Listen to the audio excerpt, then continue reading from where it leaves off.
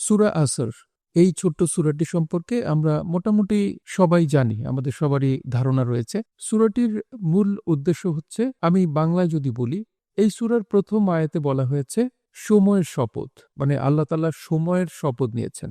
দ্বিতীয় আয়াতে আল্লাহ তাআলা বলেছেন মানুষ অবশ্যই ক্ষতিগ্রস্ত, মানে আমরা যারা মানুষ অবশ্যই ক্ষতিগ্রস্ত, কিন্তু তারা নয় যারা ঈমান আনে ও সৎকর্ম করে এবং পরস্পরকে সত্যের উপদেশ দেয় এবং ধৈর্যের উপদেশ দেয়। দেখুন, এই ক্ষতিগ্রস্ত অবস্থা থেকে বাঁচার জন্য আমাদের এখানে কিন্তু আল্লাহ তাআলা ৪টি কন্ডিশন দিয়ে দিয়েছেন। এক, ঈমান আনতে হবে এবং সৎ কাজ করতে হবে, এর কোনোই বিকল্প নেই। এবং পরস্পরকে সত্যের উপদেশ দিতে হবে, মানে সত্যের উপর প্রতিষ্ঠিত নিজেও থাকতে হবে, অন্যকে উপদেশ দিতে হবে।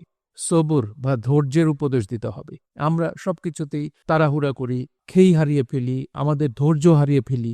এটা আসলে আমাদের ঈমান নষ্ট করে দেয় এবং এটাই আমাদের ক্ষতিগ্রস্ত করে ফেলে। কিভাবে? আমরা ভুল করে ফেলি, আমরা আল্লাহর উপর বিরক্ত হয়ে যাই, এটা আমাদেরকে ধ্বংসের মুখে ফেলে দেয়। এই জন্য সবুরটা খুব ইম্পর্টেন্ট। অনেকে আত্মহত্যা করে ফেলে, এটা যে কত বড় মহাপাপ এটা আসলে বোঝানো সম্ভব না।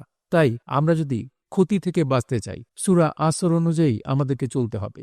এই ৪টি কন্ডিশন যদি আমরা মানতে পারি, ঈমান আনা, সৎকর্ম করা, পরস্পরকে সত্যের উপদেশ দেয়া এবং ধৈর্যের উপদেশ দেয়া, তাহলে আমাদের জীবন হবে আনন্দময় এবং পরিপূর্ণ।